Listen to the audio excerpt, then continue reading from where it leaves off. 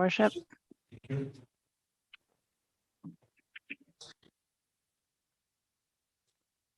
You're now live, your worship. Great, thank you.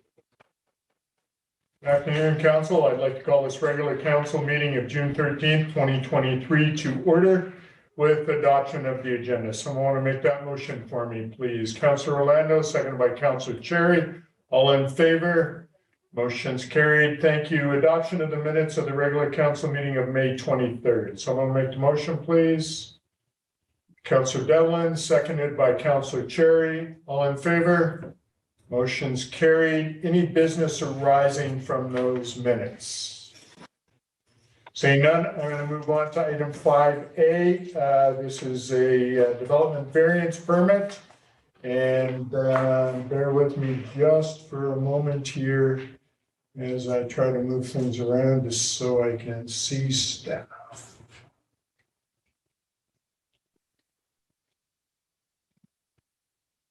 Good, thank you. Mr. Simon, do you have a presentation? You're muted. Sorry about that, your worship. Through your worship, I do have a very brief presentation if council does want to hear it for this minor variance application. Yes, please. Thank you.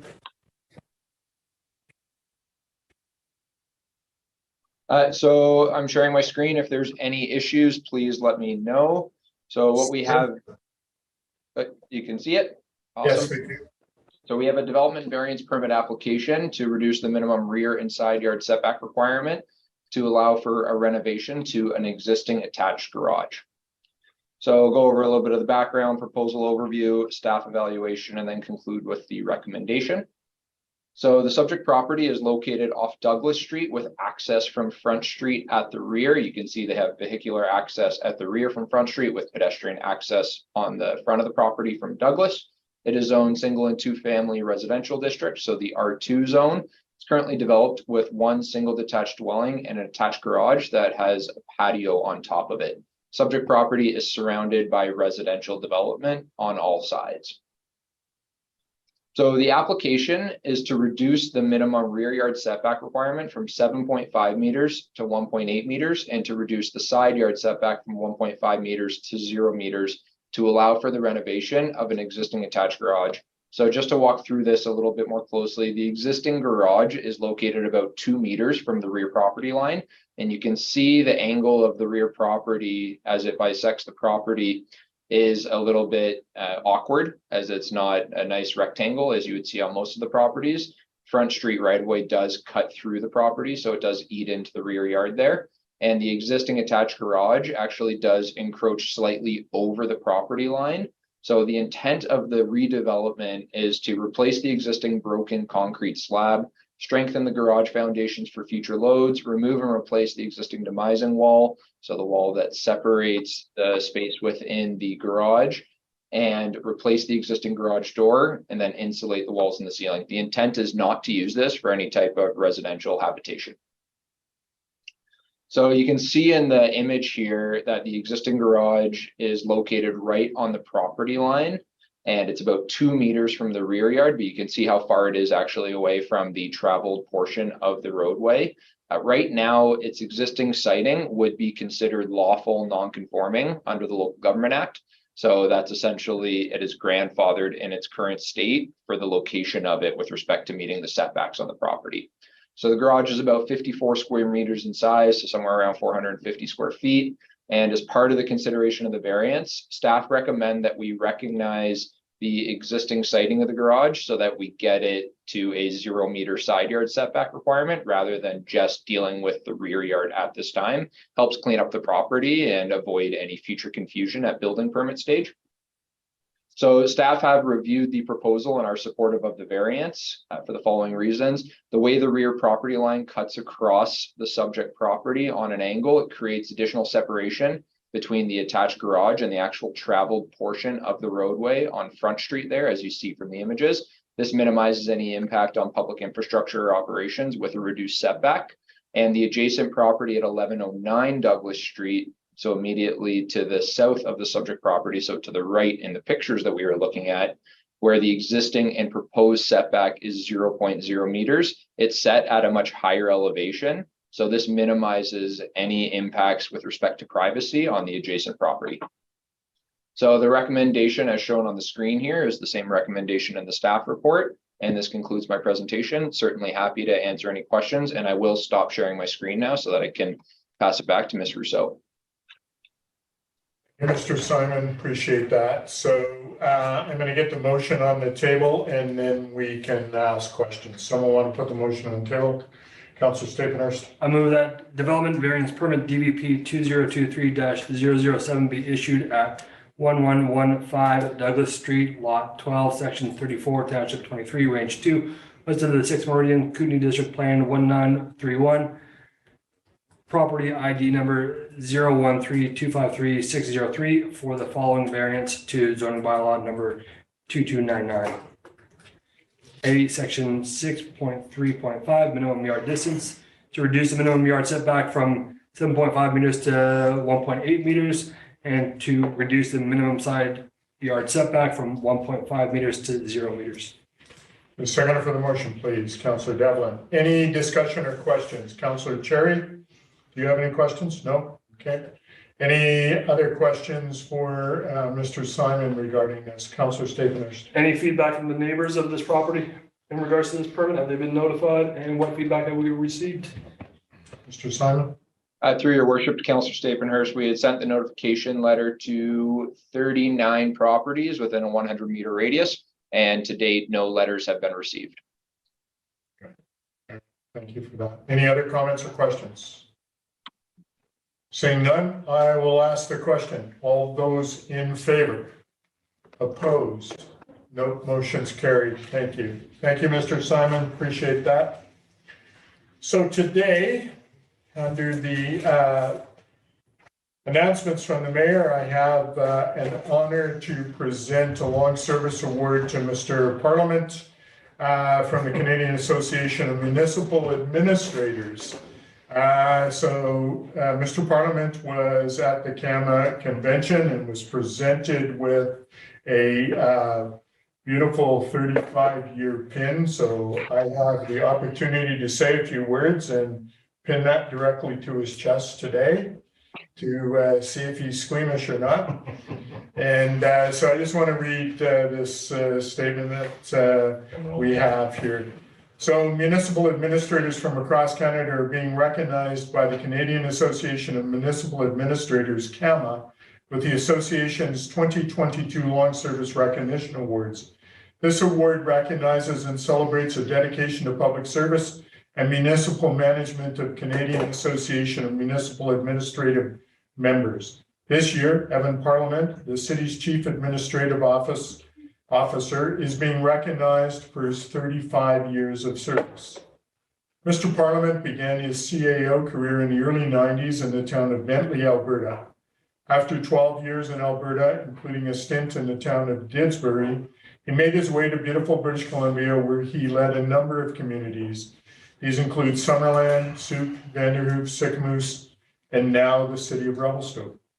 Throughout his career, he's been recognized as being extremely dedicated to his role as a CAO and has worked effectively with elected officials, local businesses, and citizens.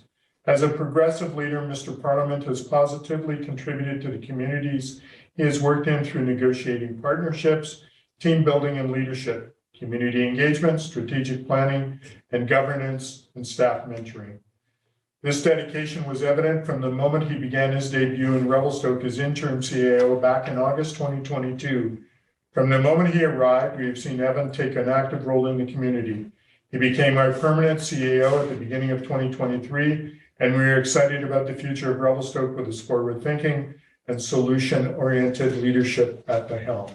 So, Evan, congratulations on 35 years. We're proud to have you here in Revelstoke, and I just want to say that's pretty awesome to be able to give you this.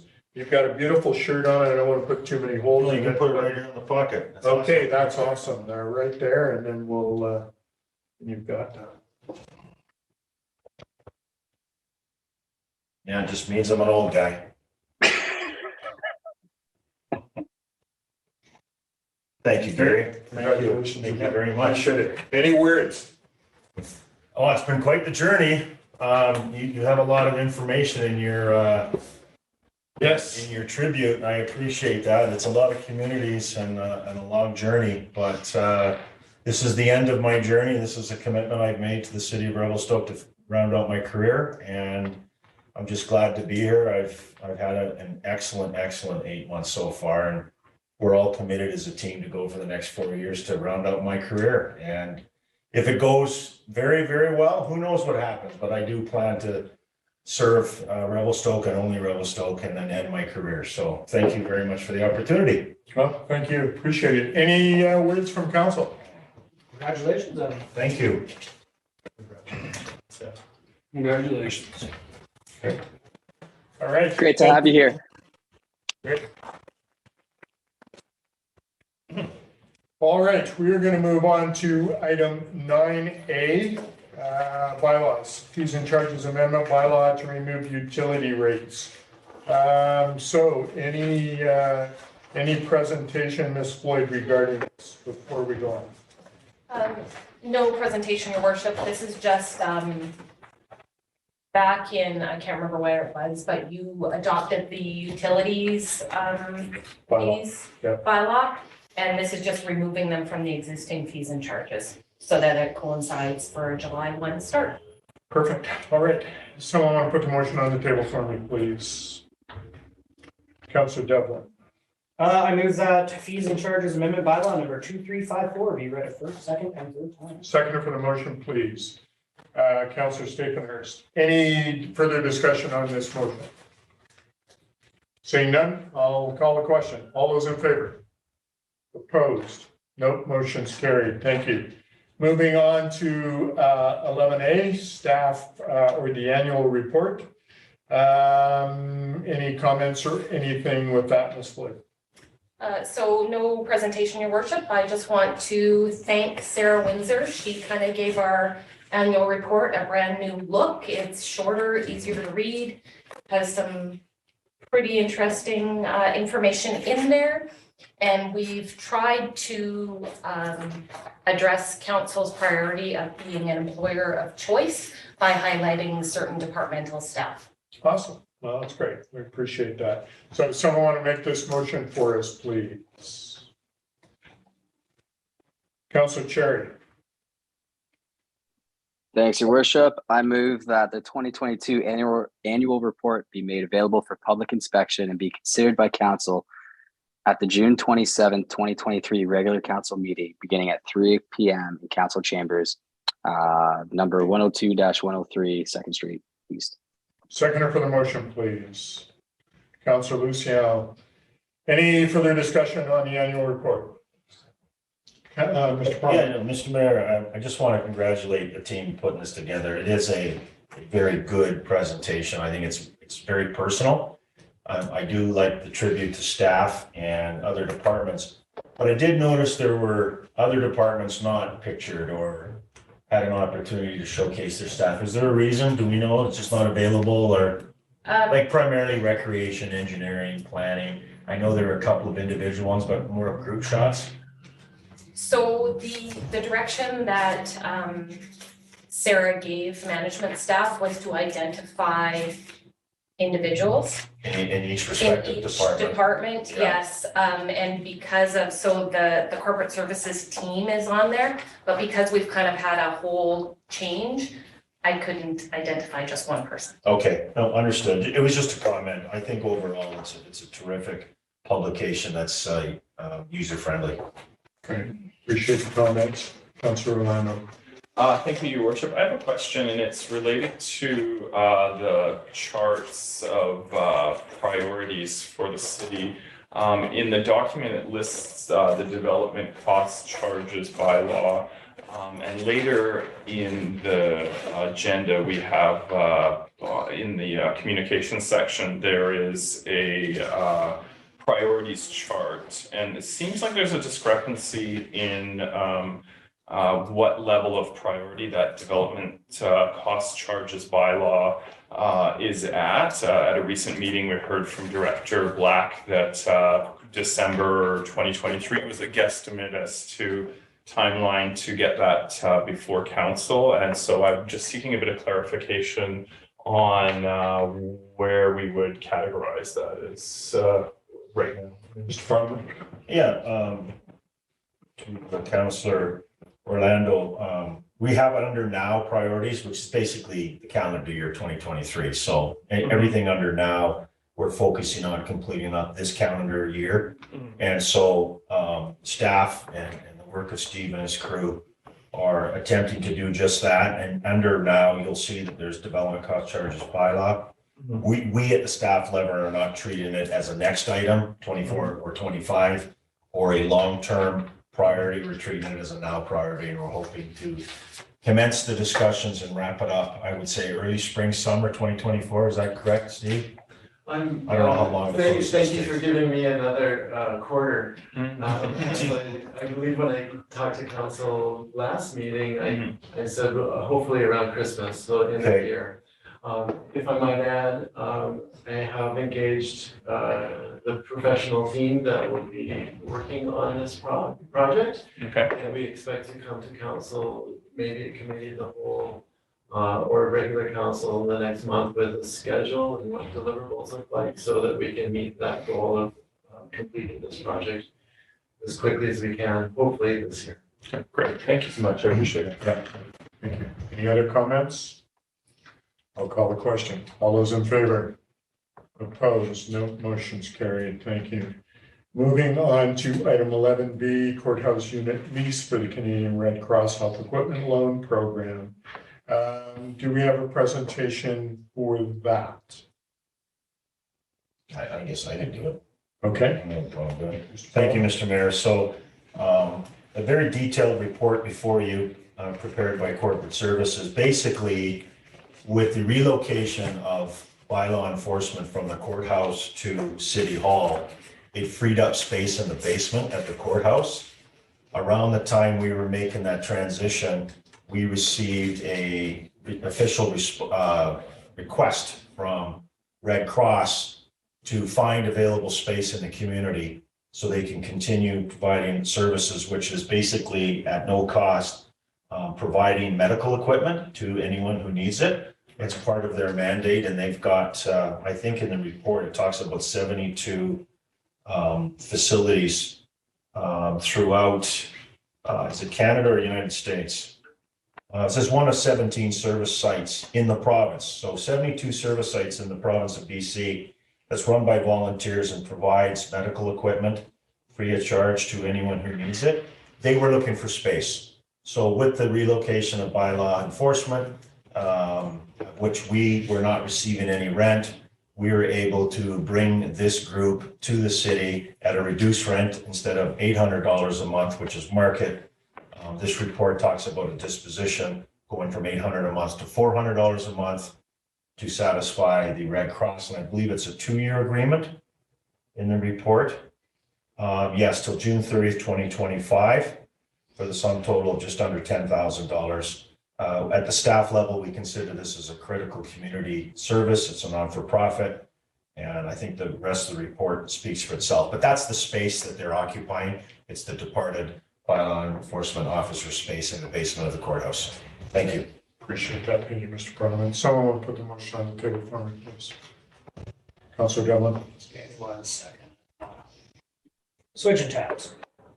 I move that notice be given of the city's intention to dispose of an interest in a portion of land, Lot 1, Section 34, Township 23, Range 2, west of the 6th Meridian, Kootenay District Plan NEP 19536, via lease agreement to the Red Cross Health Equipment Loan Program for a 2-year term, July 1st, 2023 to June 30th, 2025, for the sum of $9,600 plus applicable proportionate share of taxes for office space. Seconder for the motion, please. Councilor Staples. Any discussion on this motion regarding this lease? Councilor Staples. Thank you, Your Worship. Through the chair to Corporate Services, just a comment, not so much as a question, but under Schedule A, it shows lease area rooms 0, 19, 20, and 20. I believe that is an error and it should be 21. That's page 11 of the report under Schedule A. Right, yeah, I see. When you look at the map, it says 19, 20, and 21. Yeah. Yeah, correct. So, thank you. Good. Duly noted. Any further discussion? I just got a quick question. Oh, Yep. Good. I'll go to Councillor Orlando, then come back to you, Councillor Chair. Sure, thank you, Worship. The report, through the chair, just a question, the report references that there's an elevator and it's accessible. I just want to double check that it is up to standard accessible, just because a lot of the people who access it come in on a wheelchair banged up and need, would appreciate the accessibility. Right. Thank you. And that is on the lower level, so if they came in the side door, they're going right down. There's a bit of a ramp going right down and wouldn't need an elevator. So the elevator is there if they needed it. So, yeah, thank you for that. And Ms. Rousseau has just put up some photos there for us. Good. Councillor Cherry, you have a comment or question? yes, Your Worship. I just want to ask how long Bylaw was occupying that space for prior? Is it here? Oh, much longer than that. Maybe a couple of years. Okay, I appreciate that. Yeah. I'm for this. I don't see there being an issue with a reduced rate and rent for such a great service. And we are actually turning in some rent on an empty space, so that's also great. Good. Mr. Parliament, comment? I just want to add also, I forgot to, in my preliminary comments, corporate services did include some language regarding right of first refusal in the event that we do receive a request for market rent. So if someone comes forward saying they're prepared to pay $800 a month for the same space, there's language in the lease that Red Cross would have the right of first refusal so they can match it. And if they couldn't meet that amount, then we do have a 90-day notice of termination of the lease at any time. We're hoping not to exercise that, but it does protect the city in trying to, bring some revenues in down the future, and give Red Cross an opportunity to match that market rent if that offer becomes reality. Great. Appreciate that. All right, any further questions or comments? Councillor Cherry. Sorry, Your Worship, just one more question. Where does the city advertise rental spaces like this? Any comment? Sure, Councillor Cherry, through your worship. We actually don't advertise the spaces. There haven't been a lot that have been available. If we wanted to, I think there's one empty space right now that once we figure out what the municipality needs, if we want to rent it out, then we would probably advertise in the local newspapers and online newspaper. Thanks, appreciate that. All right, any other comments? Saying none, I'll call the question. All those in favor? Opposed? No, motion's carried. Thank you. Moving on to item 11C, annual operating agreement with BC Transit 2023-2024, engineering. And so Mr. Black, do you have any presentation or comments before we put this on the table? Your Worship and to Council, I do not have a presentation today, but as usual, available for questions that may arise. All right, so someone want to put the motion on the table for me, and then we will ask questions. Councillor Devlin. Move that the annual operating agreement with BC Transit to cost share the provision of transit services in the community for 2023 to 2024 be approved, and that the chief administrative officer and the mayor be authorized to sign the AOA for 2023-2024. Seconder for the motion, please. Councillor Lucio. Mr. Black, you stood up. We haven't even asked the question yet, so. I'm ready for you, sir. Okay. Anything council needs to ask? Any concerns? Councillor Orlando. Your Worship, through the chair, I just have a question regarding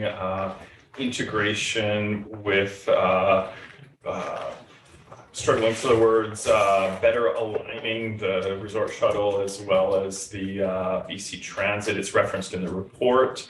That will happen during this year, so during this contract. So I'm wondering how the existing annual operating agreement syncs with that, and also just maybe a little update on how that plan is going in relation to how it works with this annual operating agreement.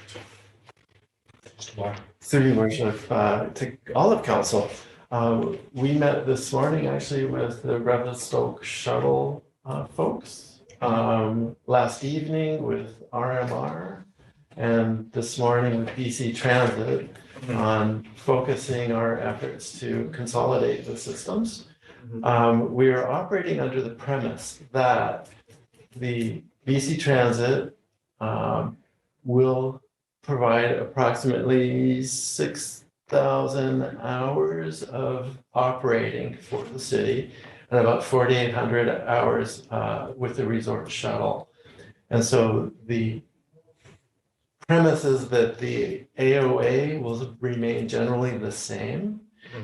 Consolidation of the shuttle into the system will result in some changes to perhaps the fare box.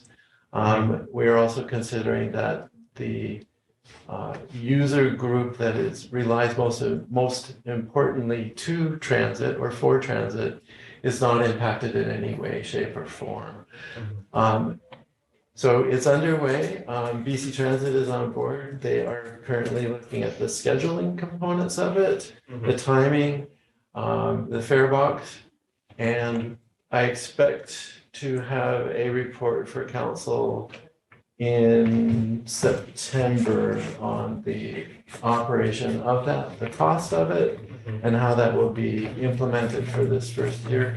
In addition, I've requested that BC Transit and the operator develop a cost estimate for operating for the 24-25 when the whole system will be operated by BC Transit and not everything Revelstoke.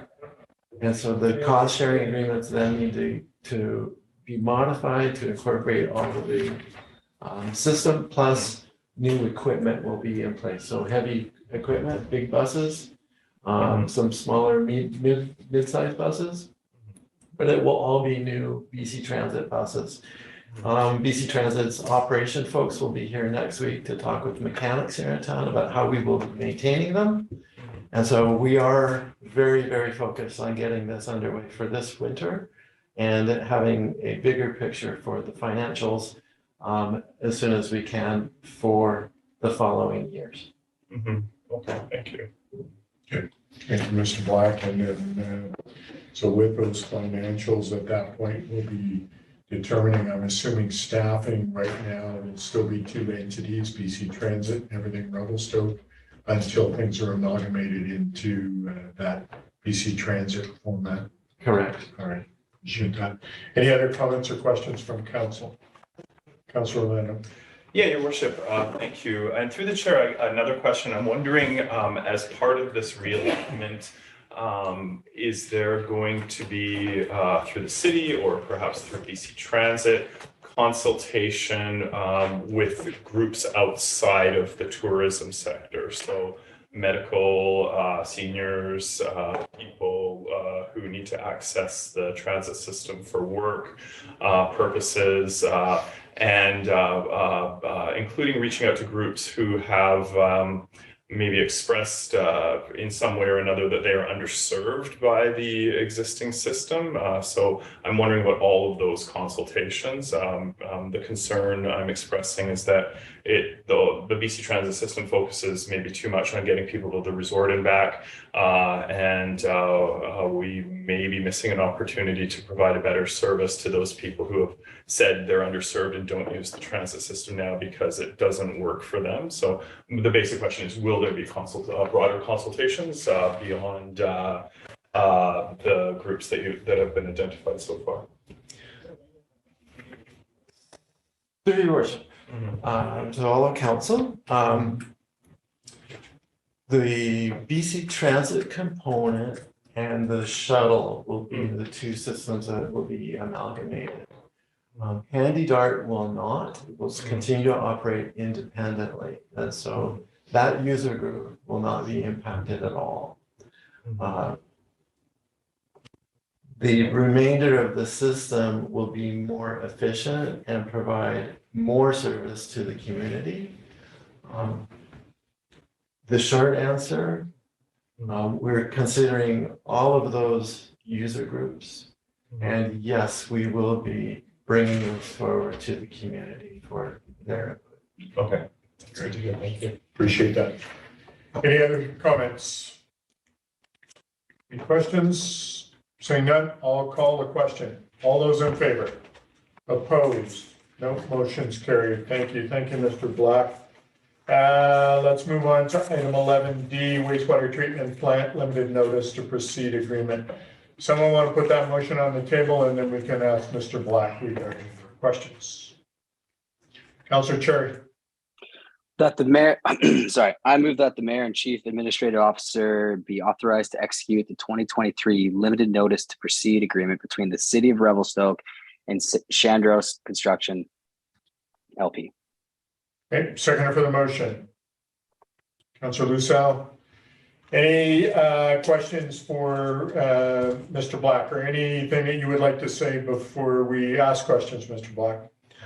Through your worship, this agreement allows the city, our consulting team, and the contractor design build team to move forward with completion of design components of the wastewater treatment plant, so that in the interim period, while BC Environment reviews our amended liquid waste management plan, the council adopted, I believe, 2 months ago, reviews it and does their own public outreach and consultation with First Nations.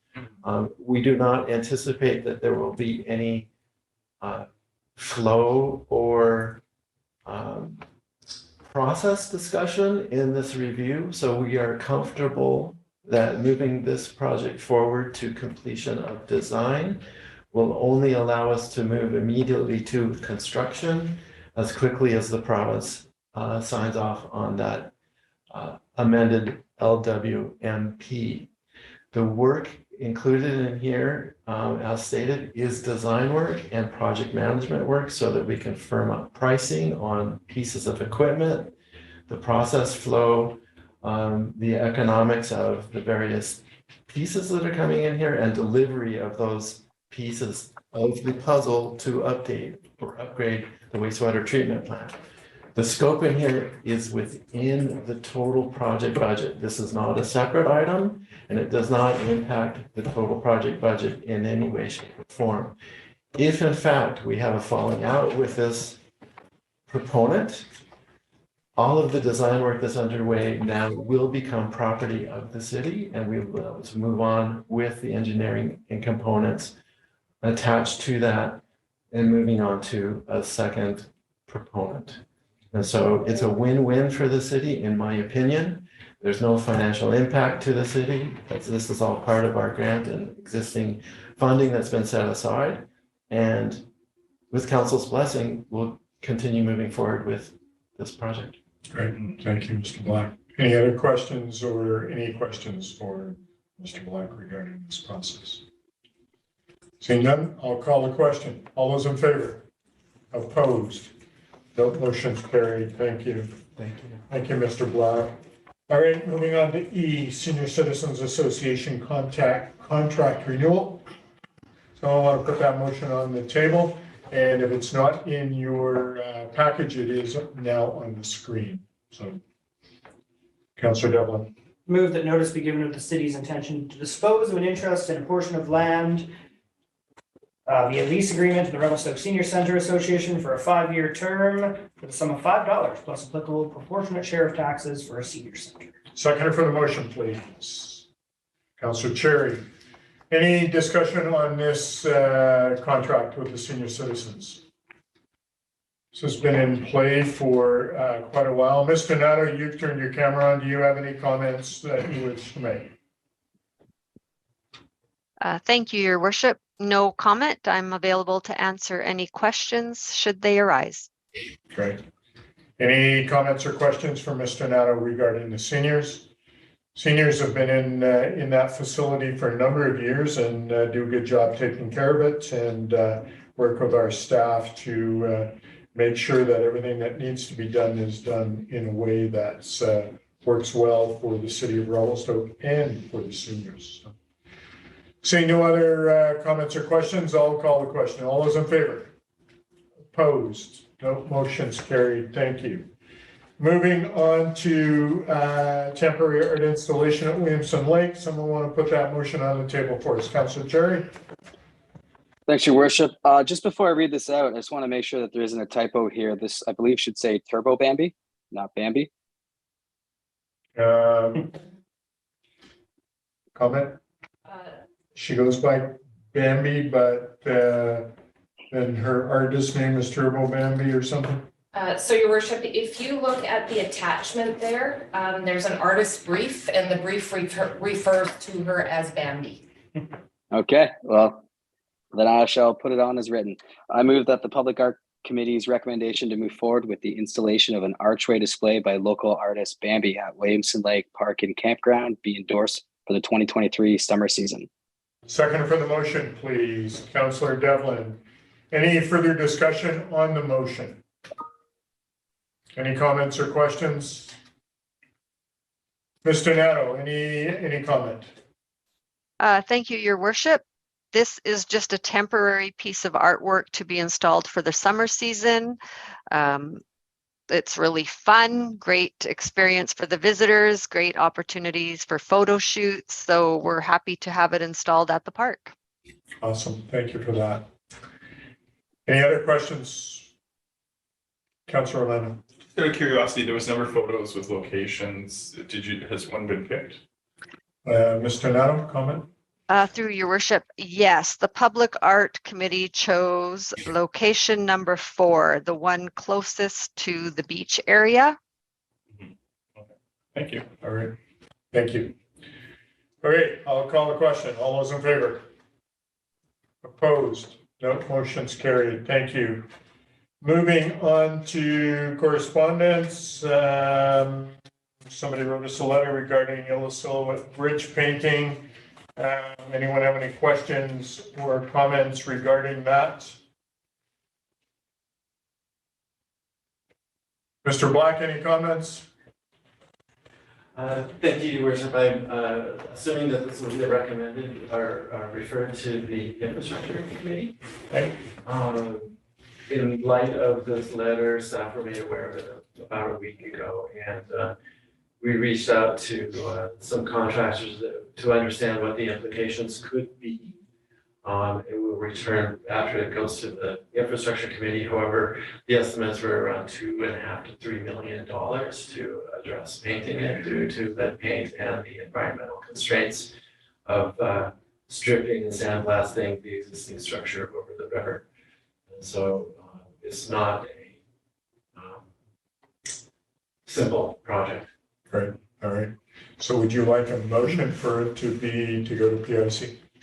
Thank you, Your Worship. Yes. All right. Someone want to make that motion to the Public Infrastructure Committee? Councillor Devlin, seconded by Councillor Stapenhurst. Any further discussion on that? Councillor Lano.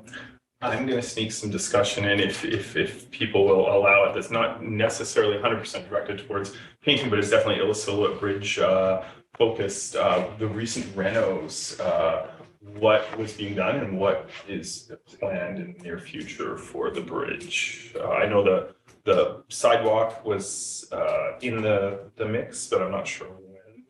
Any comments, Mr. Black, on Illicilla Bridge and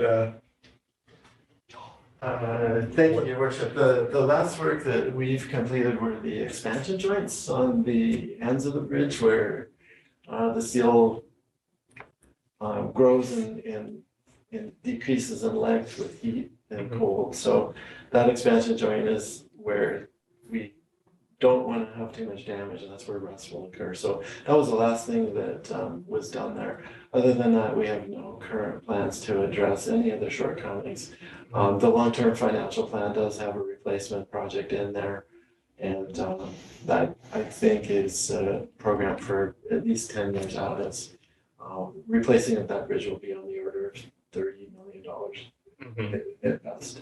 And so pedestrian active transportation network is key for the community, and having only a very narrow sidewalk on one side is not suitable for the community as a whole, nor is the bridge at its current age a good place to be. So it will be a priority, especially when we need to get people out of cars and continue to grow our active transportation networks. Your worship, if I could just ask two more questions, I know people are interested in it, through the chair.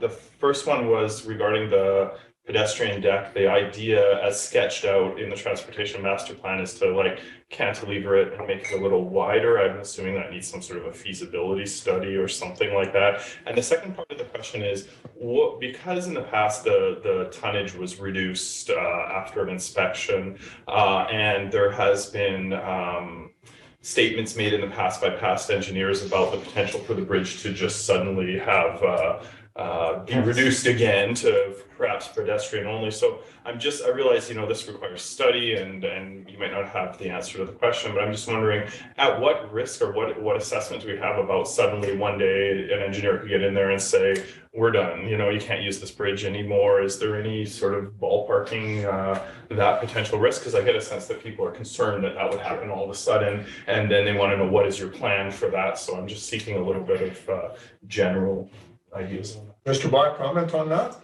Thank you, Your Worship. So my comments earlier were based on 4th Street Bridge, which was the painting of the letter.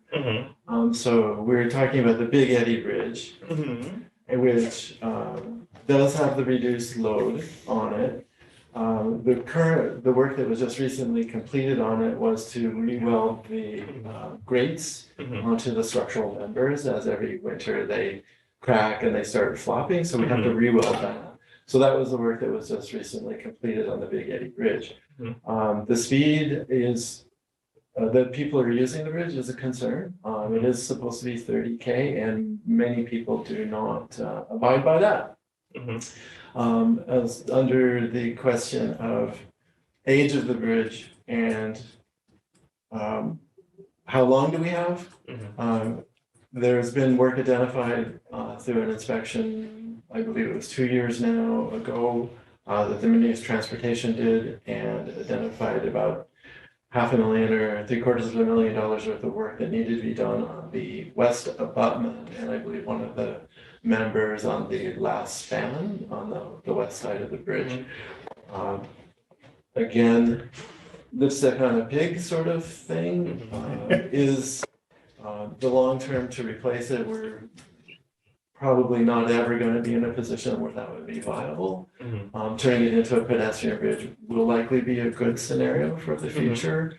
When that happens, I cannot speak to. We do annual inspections on that from a structural perspective to understand impacts from rust, weather, et cetera, and to date, we're still where we are, and we're not considering any current changes to the load limits or speed limits other than what they are. I have asked our staff to start looking into better opportunities to notify people of their speed on that bridge, so that we can put up a speed sign, and doing some public outreach that once the bridge goes, it's gone. And so as a community and as visitors, everybody needs to respect that speed limit, because the faster we're going and the more load that's on it, especially heavier vehicles, that will age the structure even faster. So from a community perspective, it's important that we respect that age. It was designed for horses and buggies and Model 8s. And so we're putting 5,000, 8,000 pound vehicles on it now with a lot of weight and going really fast. So it's things that we need to be aware of, and as a community, take care of it as best we can. Thank you. All right, good. Going to go back to the motion on the table to send the painting of the Old Silhouette Bridge, which is the 4th Street Bridge, to Public Infrastructure Committee. All in favor? Motion's carried. Thank you. All right, we're going to move on to communications. We've already, I kind of short-circuited our plan here with the CAMA award for Mr. Parliament. So we've done that. Moving on to strategic priorities chart. Mr. Parliament, comment on that. Yeah, so I just want to bring attention to a couple of items, and we're hoping to wrap up at the end of, well, beginning of July. We're going to be having the RCMP musical ride event. Just a note on that, because that's fast approaching. We are having a social Monday evening at RMR. We're going to welcome the 33, close to 40 personnel from the RCMP, including all the riders and the truck drivers and support staff who are going to be coming in to Revelstoke on Monday, July 3rd. They have a performance seminar the day before. I believe you've been given an invite for that event. It's an opportunity to welcome the riders who herald from all across Canada to Revelstoke. Once that event is complete, there'll be 2 shows on the July the 4th down at the Saddle Club. And once that event is done, we're going to have lots of photos that are going to be going around and hopefully get some printed because it is a showcase event to mark their 150th anniversary since its inception in 1873. So that will be coming off the priority list. A lot of staff work has been done with this. We've had some very good corporate support, and shout out to Fortis. Shout out to, I don't have all the sponsors in front of me. Who else has assisted us? Can you help me, Cindy? I don't want to forget anybody. I can't. I know Fortis came to the table. I don't want to miss out. It'll come to me. Mr. Neno. Yeah, Lori should have the names of the sponsors. Give me some- Thank you, Your Worship. CBT Credit Union, Fortis,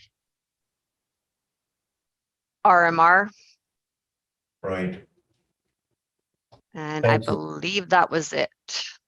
thank you. On another note, did you want to just give Lori, being that you're there, you want to just give a quick update on Powerhouse Road Park and the concept plan? Just quickly. Sure. So with the Powerhouse Road concept plan will be coming forward to council on June 27th. We've compiled the feedback from the survey results, had some challenges with the overall concept layout, but I think we've worked through that and found some good alternatives. So I will be presenting that at the end of June to council for adoption. Thank you. And I've just been reminded another sponsor for our musical ride is, of course, our friends at CP Rail or CPKC. CPKC, sorry. Thank you, Mr. Parliament. Any other things on the priority chart you would like to address or point out? No, good. Good. All right. Thank you. Any comments from councilors? Councilor Cherry, then Councilor Devlin. Thanks, Your Worship. I just want to check in. Under next, we have SD19 and City of Revelstoke relations. I wonder if we've got a timeline set for that to engage in conversations about potential land change, trades, or purchases in the future. Yeah, no, great question through the chair. We have reached out and we're hoping to schedule our first meeting at the staff level and then hopefully get the board and council together to discuss sort of the bigger items. But we're going to start at the staff level introduction and then schedule a meeting between the board and council. Hopefully this summer, if not early fall before the school starts. Awesome. Looking forward to hearing some updates on that. Councilor Devlin. Just through the chair, I just wanted to say thank you to staff, not only for picking away at some of these things, but also for consistently like having it every month or two on the agenda so that we can make sure that we're not losing sight of the strategic priorities. And I just want to say I appreciate it, guys. Thank you. All right, thanks. I should just mention, Mr. Mayor, quickly, it's not on here, but as everyone knows, the Rod and Gun Club are leaving their current location and moving to their new location, and there's lots of discussion to assist the Rod and Gun Club because it's beneficial to all the community that they move to their new location because they're in a residential area. We're having lots of discussions with forestry and public works to assist them opening their facility. It's quite impressive. I had a chance to see it just before I went to the UK, where George gave me a tour of the work that they've done so far. It's very impressive up there. They're doing a lot of work. And so even though it's not on here, it should be on here because the city is working closely with that club to relocate to their new facility. And we got some road issues and some access issues to work out with forestry. But the city is helping Rod and Glen make that transition as seamless as possible. Thank you. Great, appreciate it. All right, thank you for that. Heritage Advisory Commission and meeting minutes. Councilor Chair, do you have any comment?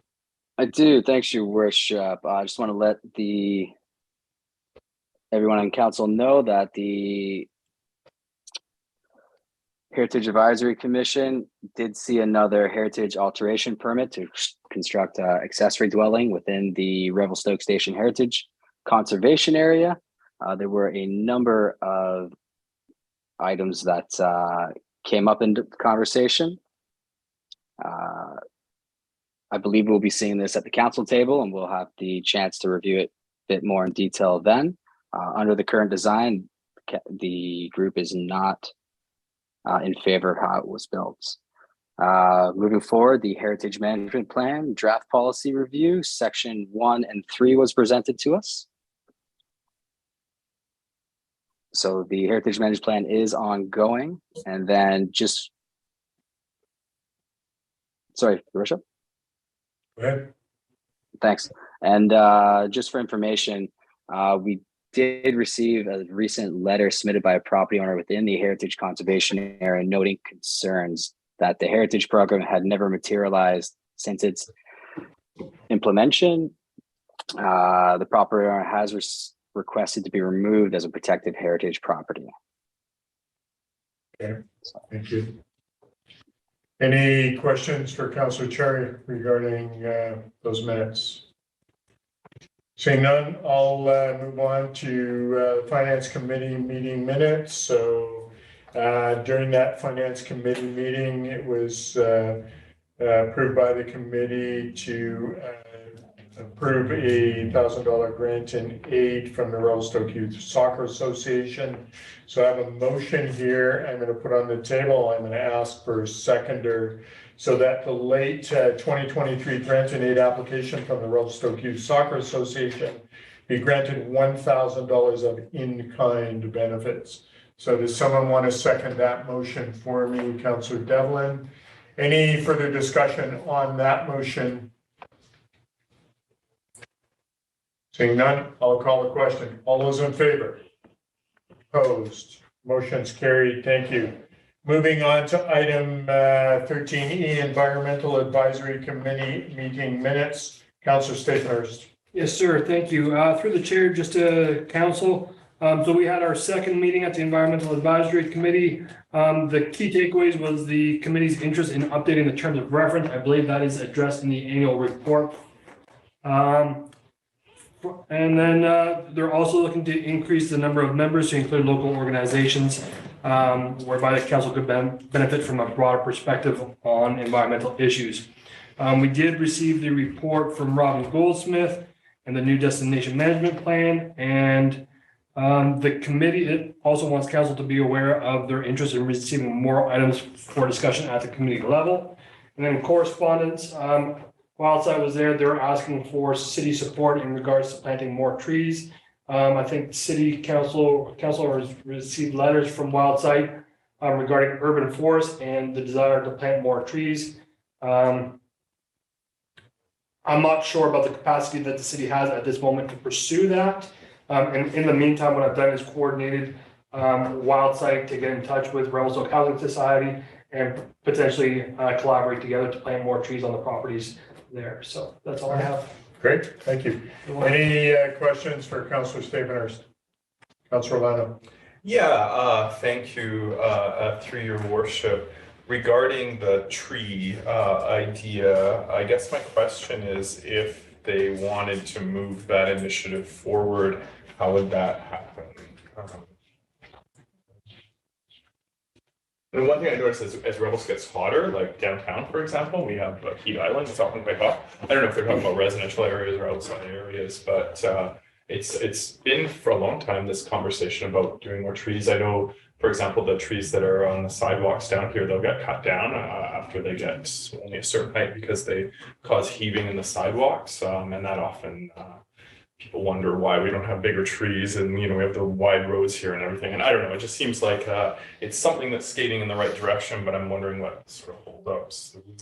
So I'll go to Councillor Stapenhurst. Through the chair to Councilor Orlando, I think you raised some excellent points, and while I'm in favor of this, initially from what I understand from the Wildside letter is that they're initially willing to do, inventory, project locations, and provide trees to a certain extent. And then when we received a report in the Environmental Advisory Committee, that was kind of scaled back, and more of the work was on the city to provide a lot of that infrastructure and kind of the planning aspect of it. So how to best proceed is still being worked out, I think, at this point. And what I would do is perhaps look at current projects that we're doing, such as the multi-use pathways, trying to incorporate some of these treescapes into projects that are current. And then, potentially, encourage city staff when we're putting out the newsletters to the public, inform them of this opportunity that Wildside's offering, so people can, plant trees on their private properties. And then we can kind of, look at the, current vacancies in the future as to where we can plant trees. So hopefully that answers your question. Nice. Any other comments or questions? Seeing none, we'll move on. So Ms. Rousseau, do we have any questions from the press?